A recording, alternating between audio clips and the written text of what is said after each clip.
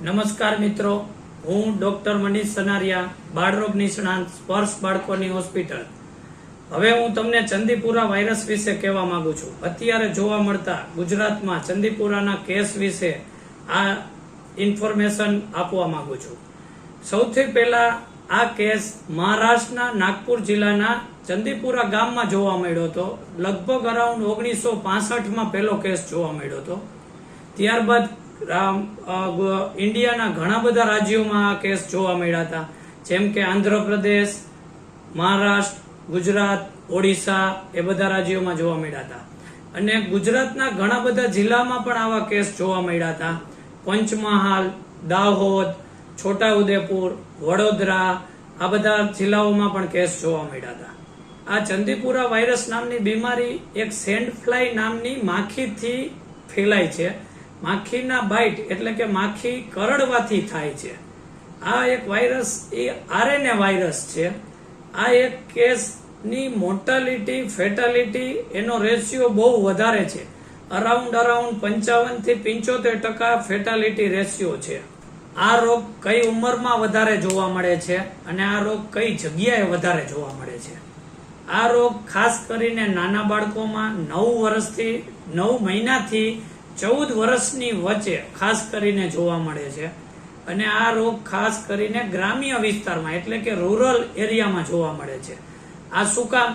કે ત્યાં નાના ઘર, ગાર, છાણથી કરેલા ઘર, કાચા મકાન હોય, કાચા મકાનની દિવાલોમાં તિરાડ હોય, ઝાડ હોય, વૃક્ષ હોય તો તેમાં તિરાડ હોય, તેમાં છિદ્ર હોય, છાપણથી માટીથી કરેલા મકાનો હોય, ગોબર હોય, ગાર હોય, ગમાણ હોય, તો અહીંયા ખાસ કરીને આ માખી વધારે રહેવાનું પસંદ કરે છે. ત્યાં આજુબાજુમાં હ્યુમિડિફાઈડ ભેજવાળું વાતાવરણ હોય, આજુબાજુમાં ગંદકી હોય અને આજુબાજુમાં પશુઓ ખાસ કરીને રહેતા હોય, તો આ રોગ ત્યાં વધારે જોવા મળે છે. આ રોગમાં કેવા પ્રકારના લક્ષણ જોવા મળે છે અને આ રોગ શું કામ ઘાતક છે? આ રોગમાં ખાસ કરીને જેમ સામાન્ય વાયરસથી થતા રોગના લક્ષણ હોય તો 1 દિવસ 2 દિવસ પૂરતા તાવ, માથું, કળતર એવું જોવા મળે છે. ઘણા કેસમાં ઉલટી સતત થવી, ઝાડા થવા, માથું દુખવું, ચક્કર આવવું, બેભાન થવું, કોમામાં જતા રહીએ એવા લક્ષણ જોવા મળે છે. આ રોગ શું કામ ઘાતક છે? કે શોર્ટ સમયમાં, બહુ જ ઓછા સમયમાં તરત જ એનું ઇન્ફેક્શન મગજ ઉપર લાગે છે. એને અમારી ભાષામાં ઇન્સેફેલાઇટિસ કહેવાય, એટલે કે ઇન્સેફેલોપથી, એટલે કે મગજમાં એનું ઇન્ફેક્શન. એને લીધે મગજનું ઇન્ટ્રાક્રેનિયલ પ્રેશર વધે છે.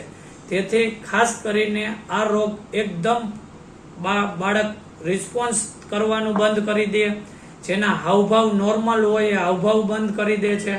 આ વિધિને 1 થી 2 દિવસ, 2 થી 3 દિવસમાં આ રોગ તરત જ મગજમાં ચડી જવાથી, મગજમાં ઇન્ફેક્શન થવાથી આ રોગ ઘાતક છે. ઇન્સેફેલાઇટિસ એટલે કે શું? તો કે મગજનું ઇન્ફેક્શન, મગજમાં ઇન્ફ્લામેશન. તો એમાં માથું દુખવું, ઉલટી થવી, ચક્કર આવવા, બેભાન થવું, ખાસ કરીને તાવનું પ્રમાણ બહુ એકદમ વધારે, એકદમ ટૂંકા સમયમાં મગજમાં ઇન્ફેક્શન સ્પીડે થાય, તરત બાળક ખેંચ આવે, ખેંચ કંટ્રોલ ન થાય, બાળકની પોઝિશન ડિસેરિબ્રેટ કોર્ટિકલ પોઝિશન થઈ જાય, વખત ખેંચ સાદી દવાથી કંટ્રોલ ના થાય, એટલે અમારી ભાષામાં ખેંચ લાંબો ટાઈમ રહે તો સ્ટેટસ એપિલેપ્ટિકસ કહેવાય.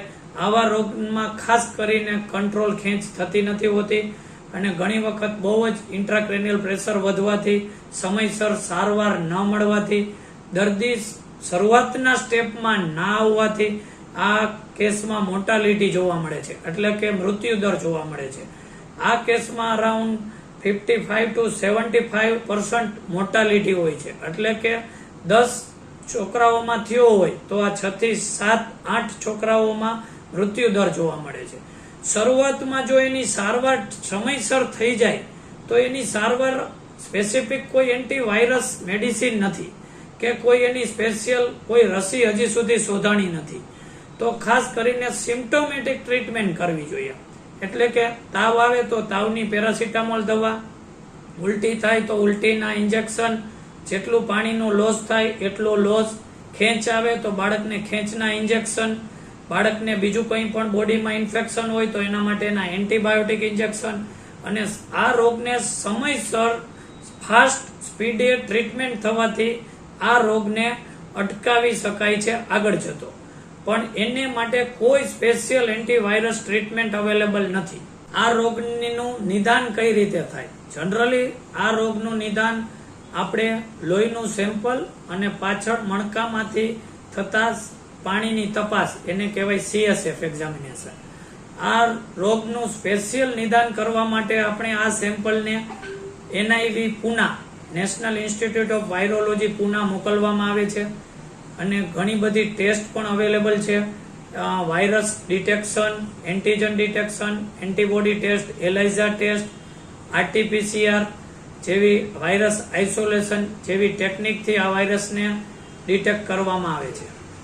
આ રોગને અટકાવી કઈ રીતે શકાય? આપણે કીધું છે કે જેમ prevention is better than cure, એટલે ખાસ કરીને માખી મચ્છરનું કંટ્રોલ જેમ આપણે કરતા હોય એમ આ રીતે આનું જ કંટ્રોલ કરવાનું થાય. તો દવા છાંટવામાં આવે, જેમ કે DDT 5% મેલાથિયોન કરીને દવા છાંટવાની. જે જગ્યાએ માખી રહી શકે એવા બધા એના ઓપ્શન આપણે બંધ કરવાના, વધારાનું જરૂર ના હોય ત્યાં પાણીનો સંગ્રહ નહીં કરવાનો, ખુલ્લું પાણી હોય એને આપણે બંધ કરી દેવાનું. જ્યાં જ્યાં તિરાડ હોય મકાનમાં તો એનું રિપેર કરી નાખવાનું. ખાસ કરીને નાના બાળકો હોય તો એમને ત્યાં ગમાણમાં કે ગાય ભેંસની આજુબાજુમાં કે અહીંયા રમવા ના જવા દેવા. ફૂલ સ્લીવના કપડાં પહેરાવા, જેથી કરીને આપણે બીજા પણ મોસ્કીટો બાઇટ રિલેટેડ કોઈ પણ ડિઝીઝ થતા હોય એનું પણ કંટ્રોલ કરી શકીએ. પાણી ખાસ કરીને વધારે પ્રમાણમાં પીવું, અને મચ્છરને જેમ આપણે કંટ્રોલ કરતા હોય, જે રિપેલેન્ટ્સ આવે છે, સ્ટીકર્સ આવે છે, જે મચ્છરદાનીનો યુઝ કરવો જોઈએ. ખાસ સ્વચ્છતા બહુ ઇમ્પોર્ટન્ટ વસ્તુ છે. ઘરની આજુબાજુમાં કંઈ પણ આવી જાતની વસ્તુ હોય તો એને કંટ્રોલ કરવો જોઈએ. આ વિડીયોના માધ્યમથી હું ફક્ત મોરબીવાસીઓ, પેરેન્ટ્સ મિત્રો, ટીચર્સ મિત્રોને એટલું કહેવા માંગુ છું, કોઈ ગભરાવાની જરૂર નથી, પણ સાવચેતી રાખવાની જરૂર છે. ટેન્શન લેવાનું નથી, પણ આપણે ના થાય પ્રિવેન્શન કઈ રીતે કરી શકીએ એ માટે ખાસ જોવાનું છે. અને કંઈ પણ આવા પ્રકારના લક્ષણો લાગે તમને કે ખાસ અતિ તાવ, ઉલટી, માથું દુખે, ચક્કર આવે, બેભાન થાય, ખેંચ આવે તો તાત્કાલિક તમે બાળકોના ડોક્ટર અથવા નજીકના આરોગ્ય કેન્દ્રમાં તમે સમયસર ટ્રીટમેન્ટ કરાવો. ખાસ બાળકોને મચ્છર માખી ના કરડે તે પ્રકારના બધા પ્રયાસો કરો. આજુબાજુમાં હાઇજીન, સ્વચ્છતા ખાસ કરીને મેન્ટેન રાખો. અને અત્યારે ગવર્મેન્ટ, આરોગ્ય શાખા અને અમારું બાળકોનું એસોસિએશન આ માટે વર્ક કરી રહ્યું છે. Thank you.